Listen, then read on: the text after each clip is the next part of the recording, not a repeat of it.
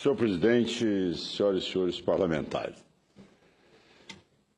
o que nós estamos assistindo hoje é algo que preocupa a todos os brasileiros, já que inicialmente eram apenas ameaças e a partir de agora tornou uma realidade. Ou seja, há exatamente um ano atrás, o ex-presidente Lula, no seu gesto de empáfia, de arrogância, de dono do Estado, modelo Maduro, ele se dirige num evento no Rio de Janeiro ao STED e lhe diz: se eles brincarem, nós recorreremos aqui ao exército do STED.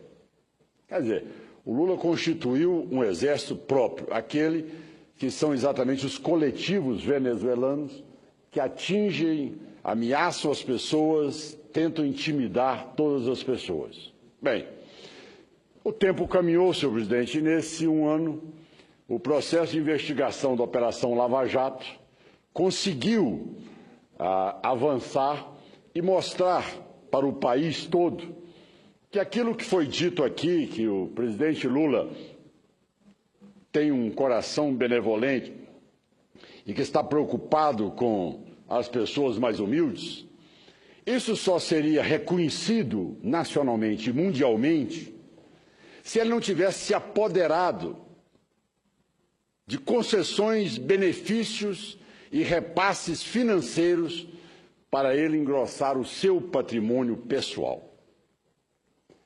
O que realmente derruba, cai por terra toda a argumentação dos parlamentares do PT é quando eles querem vitimizar o Lula, colocar o Lula como um coitadinho que foi agredido por uma decisão de ser levado para ser ouvido pela Polícia Federal. Olha, senhor presidente, não existe nada disso. Nós vimos que o ex-presidente Lula se negou a ir quando foi intimado.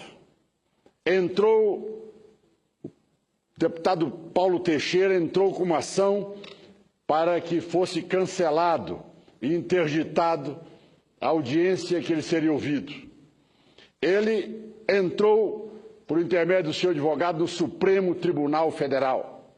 Ele criou todas as dificuldades para não prestar contas daquilo que realmente desmascara essa tese que o presidente Lula é um homem solidário, ético e que tudo o que fez para o bem do Brasil. Não é a realidade. Não vamos retirar aqui méritos que foi de uma continuidade de um governo que também tinha uma visão social. Nenhum cidadão de mente sã deixa de estender os olhos, também as ações, para as pessoas mais carentes e humildes. O senhor presidente Lula não tem esse monopólio, tá certo, de querer dizer de representante dos pobres e humildes. Não tem isso. Cada um aqui nesse plenário já contribuiu de sua maneira, cada um já fez a sua parte, sem precisar de máquina de governo. A tese de que a pessoa faz cortesia com aquilo que é contribuição de todos é muito fácil. Qual é a contribuição de ordem pessoal? Falo pela minha categoria médica, de médicos. Quantos não fazem exatamente esse gesto de solidariedade? Quantos milhares de pessoas nós já salvamos e não cobramos? E por isso temos que chegar aqui e ficar cada vez mais levantando a nossa autoestima e nos colocando como as pessoas mais importantes do mundo? Não, senhor presidente. Isso é obrigação nossa. É obrigação do governante, que está ali para tratar o dinheiro público com seriedade, para não fazer política partidária, para poder buscar a união de todos os brasileiros. Não é fomentando a discórdia, não é essa tese de pobres contra ricos, de uns contra outros. Isso nunca construiu uma nação. Qual é o estadista que é reconhecido no mundo por ter criado essa política de enfrentamento de classe. Onde já se viu isso?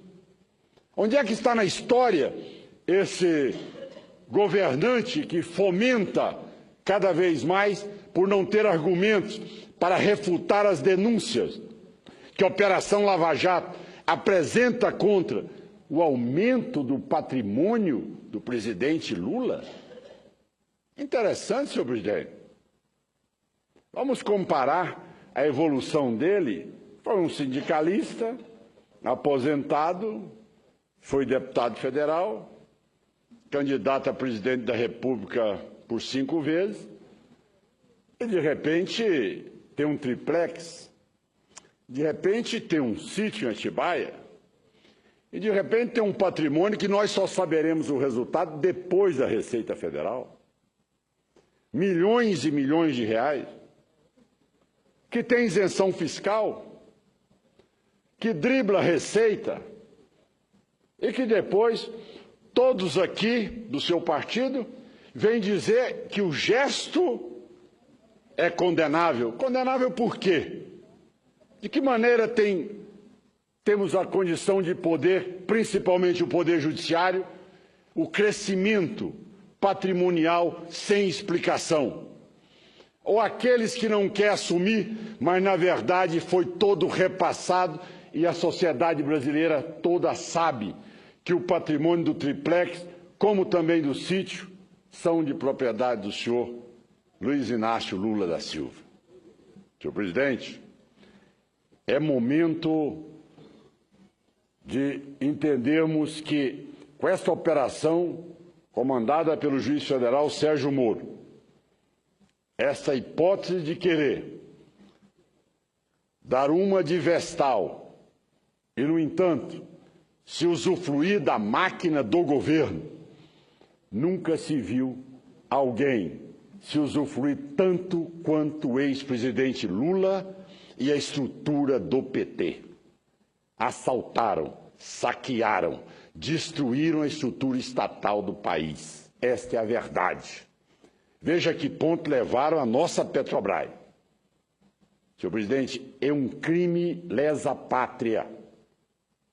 A que ponto levaram o nosso BNDES? O presidente Lula ia fazer conferência, ele era ouvido por quem? Por quem interessava, porque ele tinha a chave do cofre do BNDES. Ora, ele passou a ser a figura mais importante do governo. Ele era ouvido mundialmente pelos seus méritos ou porque ele tinha o poder de aprovar projetos e deliberar quem deveria receber o dinheiro?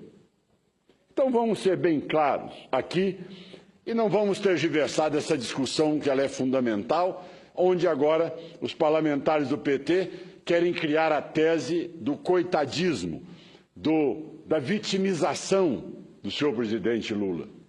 Onde é que está esse lado democrático dele quando ele ameaça a população brasileira com o MST? Mas era ameaça, presidente? Vossa Excelência assistiu aqui, do plenário, um colega nosso relatando que no Mato Grosso do Sul, do Mato Grosso, na cidade de Rondonópolis, eles decidiram por bem destruir uma empresa porque não concordam com aquilo que a empresa produz. Senhor presidente, ele produz no Brasil por acaso porque ele quer ou porque teve autorização da Anvisa? Porque cumpriu todas as exigências que a legislação brasileira impõe?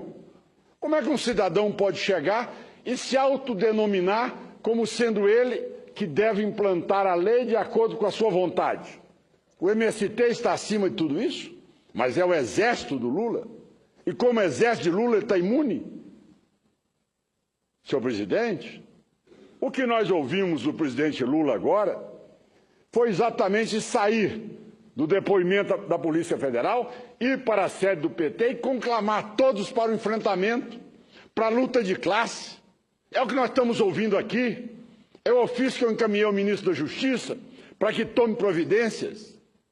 Por que quando os líderes dos caminhoneiros que foram induzidos a comprar caminhão e que depois o governo não deu a menor condição para que eles sobrevivessem, porque a crise se instalou no país, a inflação, o desemprego, a falta de produção, o comércio fechando, e eles desesperados sem poder quitar os seus carnês. Qual é a única condição que tem do caminhoneiro? É parar. E aí, a presidência Dilma imediatamente manda prender todos os chefes, ou todos os líderes do movimento dos caminhoneiros. Presidente, Rondonópolis é invadida hoje, uma empresa. O meu estado de Goiás, a capital Goiânia, hoje sofre a invasão do MST na Secretaria da Fazenda do estado de Goiás. Entraram também, ameaçaram, ao mesmo tempo quebraram a portaria, picharam, mas não se contentaram, não só com o prédio público, mas foram também para a organização Jaime Câmara, uma afiliada da TV Globo.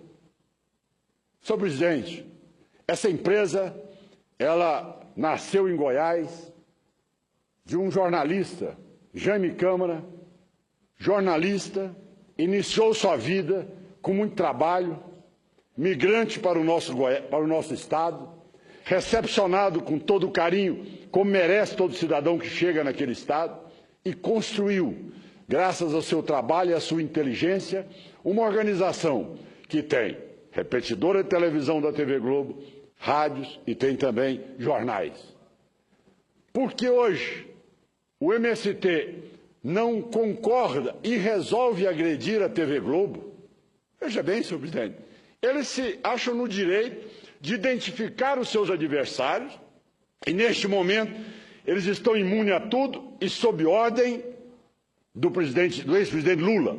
Então, para cumprir a ordem do Lula, o exército do Lula, o exército comandado pelo Stedley, invade hoje a Secretaria da Fazenda do Estado de Goiás e entra na organização Jaime Câmara. Destrói a organização, picha a portaria toda. Não terá golpe, não aceitamos golpe, fora Globo. Vejam bem, que golpe, se nós estamos exatamente dentro de normas constitucionais. Golpe, quem deu foi exatamente o governo do PT com Lula e com Dilma. Eles é que golpearam o Brasil, assaltaram, se beneficiaram de induzir a população à mentira que eles lá todo dia proclamavam que não tinha risco de inflação, o aumento do emprego, que o cidadão poderia ficar tranquilo. Exatamente essa mentira é que levou o país para o caos. Mas eu volto, senhor presidente, a dizer que nós não podemos ficar subjugados a esta arrogância do MST. Nós não podemos ficar subjugados a essa prepotência da CUT, que se acha no direito do seu presidente, na frente da presidente da República, no Palácio do Planalto, dizer que se algum movimento fosse feito para tirá-la, eles pegariam em armas. Se a presidente tivesse cumprido a prerrogativa do mandato de presidente da República, ele teria que sair de lá, o presidente da CUT, algemado. Algemado. Porque é inadmissível que um cidadão dirija ao país, ao lado do presidente da República, dizendo que vai pegar em armas para defender a presidente, caso amanhã o Congresso avance numa discussão de impeachment. Olha, senhor presidente, é muito grave. O Brasil, como é índole do brasileiro, vai às vezes fazendo vista grossa para tudo.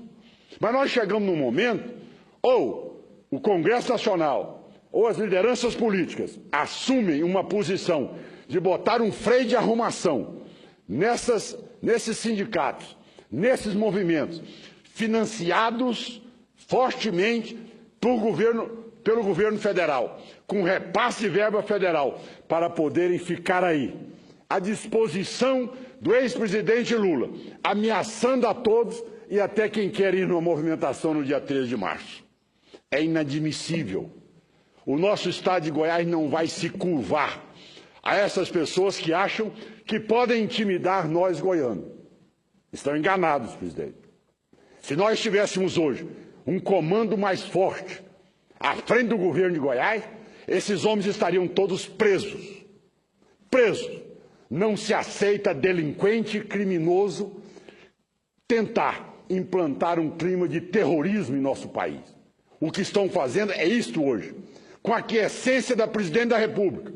Porque no momento em que a presidente da República vai visitar o ex-presidente Lula, que está sendo investigado pela Lava Jato e que instiga as pessoas contra as decisões judiciais, não se comportando como estadista, e ao mesmo tempo a presidente chega lá às custas do bolso do contribuinte brasileiro e cumprimenta todos aqueles que lá estão cercando o prédio do Lula e aplaudindo e conclamando o enfrentamento nas ruas. Ela está dizendo o quê? Podem ir, podem praticar o crime, que nós vamos ficar de olhos vendados. Vedados, senhor presidente. Olha, que ponto nós chegamos? Que ponto nós chegamos? Esse é um desgoverno. Atingir a Secretaria da Fazenda do meu estado, destruir um órgão de imprensa. Onde está a Força Nacional? Agora, como o movimento dos caminhoneiros não era simpático ao Palácio do Planalto, eles podem ser presos? Ou seja, o desgoverno está instalado. E como tal, eu quero finalizar dizendo que a presidente Dilma, como ex-presidente Lula, devem satisfação ao Brasil. Porque o que nós estamos vendo agora, assistindo neste momento, é que aquilo que era uma ameaça há um ano atrás se tornou realidade. Ou seja, ele realmente soltou todas estas pessoas que só têm um compromisso que é fomentar a baderna, desrespeitar as leis vigentes, sabedores que terão aí a vista grossa por parte do governo. Nós não admitiremos isso, senhor presidente. É fundamental que tenhamos uma atitude dura e que exijamos, neste momento, um pronunciamento também do ministro da Justiça. Se é que teremos ministro da Justiça, depois do julgamento amanhã, sobre a posse do procurador em cargos públicos. Mas é fundamental que a sociedade brasileira tenha, no mínimo, a tranquilidade e nós não deixemos que o Brasil caminhe para aquilo que nós não queremos e não admitiremos, que é exatamente o bolivarianismo e aquele processo que nós, senadores, fomos vítimas ao tentarmos visitar os presos políticos na Venezuela. Este governo está enganado. Ele não pode, na farsa da democracia, usar métodos de terrorismo, de agressão à legislação e pousar de democrata. Não tem nenhum respeito à oposição e não tem menor respeito a quem contrapõe a vontade deles. Isto é ditadura, senhor presidente, e o PT não vai implantá-la em nosso país. Esta é a mensagem que todo democrata e todo cidadão que construiu a democracia não será dilapidada por esses cidadãos que só têm compromisso com a baderna para manter seus repasses, o bolso cheio, as condições beneficiadas com dinheiro suado da população brasileira, ou seja, alimentados pelo caixa 2 do governo federal. Muito obrigado, presidente. E ela tem a sensação de que ela tem teorias econômicas próprias que não são, digamos, a teoria da maioria dos países que foram bem-sucedidos em matéria de economia. Eu, pessoalmente, com o respeito que devo ter à presidência da República, entendo que ela é um desastre fazer controle de economia. E o que o FMI fez foi apenas falar a verdade. Se nós somarmos, tivemos 3,5% de queda do PIB em 2015. Calcula-se sobre esta queda de 3,5%. Uma queda de 3,5% a 4% 2016, nós vamos chegar a quase uma queda de 10% do PIB nos 2 primeiros anos de Dilma. Se ela está estarrecida com o relatório, ele já está estarrecida com os dados.